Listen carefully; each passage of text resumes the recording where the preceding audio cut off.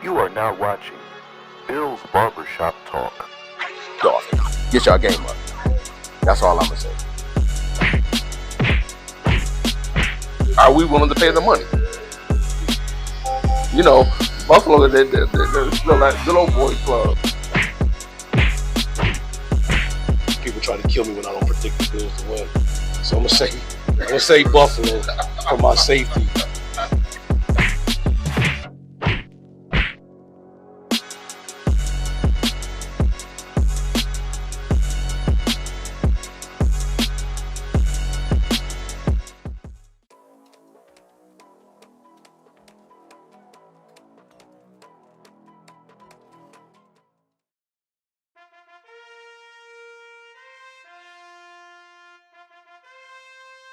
Yeah, like I told you, Miami, step your game up. That's what I was saying.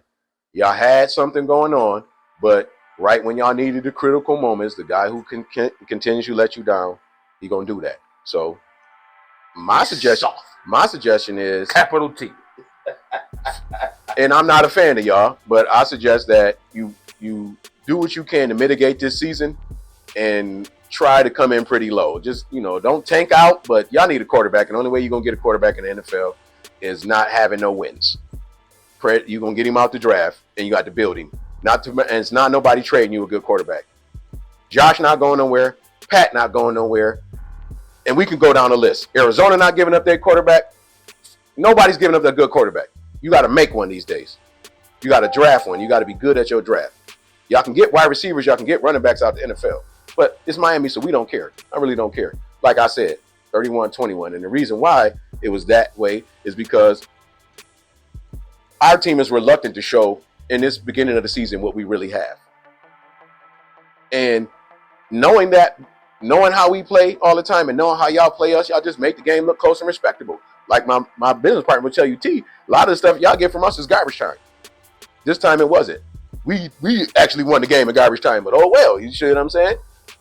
Step your game up. That's the beginning and the end of that conversation. Buffalo doing what they're supposed to be doing. They did the same thing Green Bay did. They played down to their competition.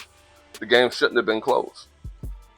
And if you watch the game, it wasn't as close as the score showed, because when Buffalo was out there, they did what they wanted to do in stretches, and then they would turn around and just give it back 3 and out, 3 and out, 3 and out. And Josh still hasn't ran yet. They played down to the competition. They didn't play where they were supposed to. So, and it gave Miami some hope. That's something that you can't do. You can't give a team that really has no chance of winning some hope. When they have nothing to lose, they're going to be the dangerous games. Almost bit us in the behind. That was a good game. We got to get we got to get another corner on the other side of Benford, because White just don't got the foot speed no more to hang with people. That was the one thing that we had to worry about when we play teams, is them being super fast or super big with the running game.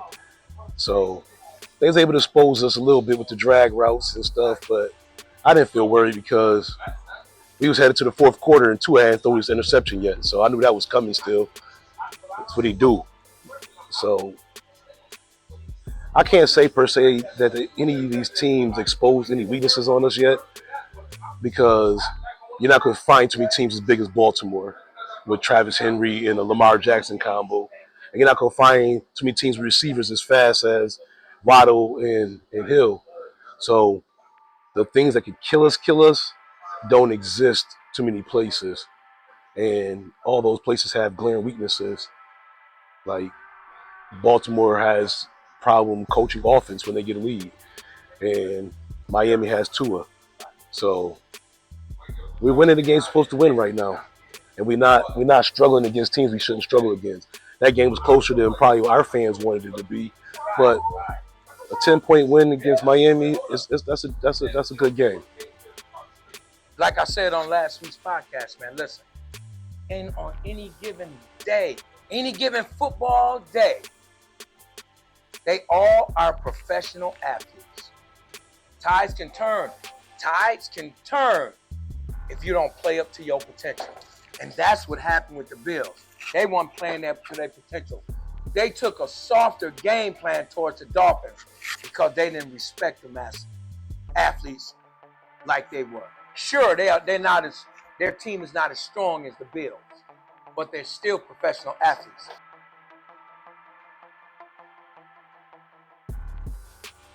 Well, the Saints aren't that good. They're lacking a lot of talent. They're rebuilding, so a win is definitely going to happen. It's going to be super loud. Everybody's excited about playing at 1 o'clock for once, so it's going to be super loud in the stadium. So they're probably going to lose. They talk bad about the quarterback. He's not as bad as people want to make him out to be, but he's not good enough to beat the Bills. Not with the weapons he got, not with the talent around him. So this should be a pretty easy game. But Buffalo, over these first 3 games, has showed us that they have no desire to risk it if they don't have to. So I expect a very conservative game plan. Heavy James Cook. You know what I mean? Probably like 200 yards passing for Josh. Something simple. A quick little 30-17, something like that. When I don't see them going all out to just blow this team out. Because they ain't shown that the last 2 times we played bad teams, we did enough to win and got up out of there. So I could see that happening again. 33-17 would be my final prediction. Because who the Saints got? So you already know what my prediction is by my question. Who the Saints got? Nobody? Okay. We gonna win. That's it. Josh played the NFC And South. we got who? Oh. He played the NFC South 5 times. He got 15 touchdowns in the NFC South. That's 21 points on average. You know what I mean? 15 touchdowns, that's 3 touches a game. You can play him 5 times. Nigga only lost once. Out of 5 times, he 4-1 against the NFC South. And he lost to Tampa Bay.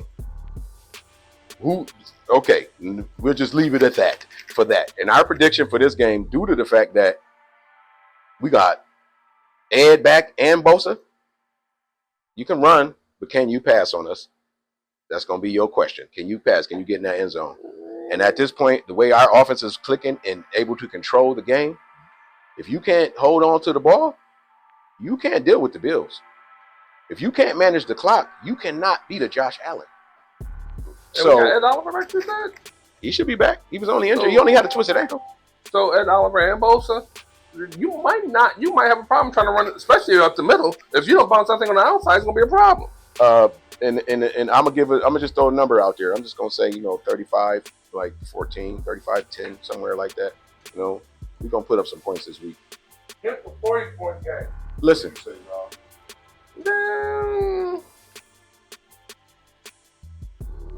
I got another stat for you real quick.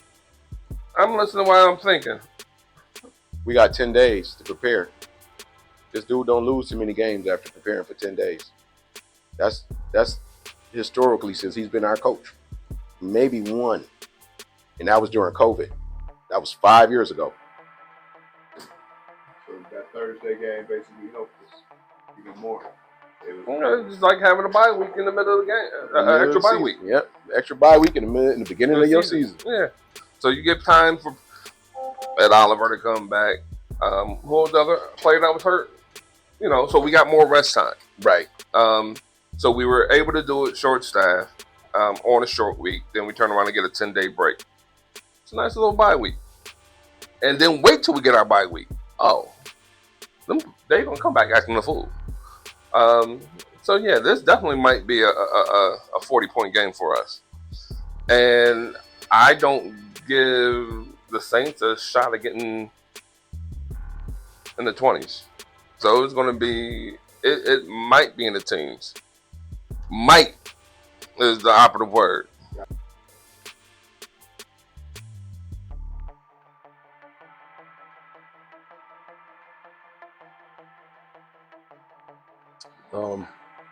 But yeah, Baltimore's still a problem. They give a lot of points to 2 good teams, so that defense is still an issue. But they'll gel over time. It's young. That secondary is very young. They'll gel over time, and it's not like they got to run the gauntlet in any division. It's Cincinnati with a backup quarterback, Cleveland with high school quarterbacks, and Pittsburgh with a senior citizen quarterback. So they're going to win their division. So and they play us tough. We beat them by 1 point, wasn't like we smoked them. So they're still a threat. Kansas City is still a threat. They look shaky now, but they're also missing their top 2 wide receivers. Like as dope as Josh is and as good as he's playing with bad receivers, you take Keon Coleman and Shakir out the lineup, it looks a little different. So they dealing with some things over there. When they get healthy and off suspension, that team will still be a problem. The Chargers are around. They'll be a regular season problem, but I won't believe in Herbert until he do something in the playoffs besides throw interceptions. Those have been our Achilles heel. When I say both of those teams, they always fight us tooth and nail. Doesn't matter what their record is, when it comes to playing us, we bring the dog out of them. Is it gonna be an easy win? No. Should we win? We should.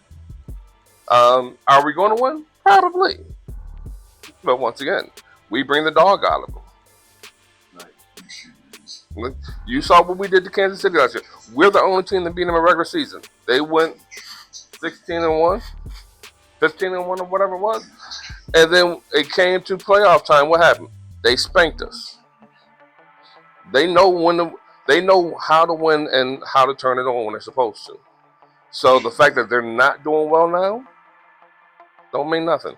I respect Baltimore and I respect the Chiefs. I respect a lot of teams out the league, but I respect them because of what they produce every single week. They make you have to beat them. There's not no game where the Chiefs just laid down in the last I don't know how many years in the same way with Baltimore. And we the same way. So when you go back to that in this any given Sunday rule, something could happen on any given Sunday. Barring any major injuries and the season keep playing out the way it's going to play out, the only team that we may have to face, they might end up playing each other. They may not. That's what it's kind of looking like. That one of them going to be in a wild card and they're going to end up having to play each other and knock one of them out and we don't have to face them. But we need to watch out for them Colts. Yes, sir. We need to watch out for them Colts. Kansas City really ain't been a threat to us in the past few years, only in the big games. And that's only because we was beat up. Like Freeman said, when we got to them, we was beat up. We was man down here, man down there, you know? And that's how they took them. And they took advantage of them. Great coaching. We always out-coached against Kansas City. And as far as the Ravens go, hey, Ravens a great team, man. They just got to stop making mental mistakes. But you can't even say that because I'm telling you, I'm watching the Ravens. They playing good ball, man. It's just other teams making good defensive plays. They can't close out a game. They don't put, you know how you on the throughway and you trying to get to your destination and you got your foot on the gas. You whipping through traffic. Man, traffic lighting up. Oh, shit, I ain't got to whip no more. So you slow down. Man, traffic catch back up to your ass. And that's what's happening with the Ravens. You know what I mean? It's catching up to them.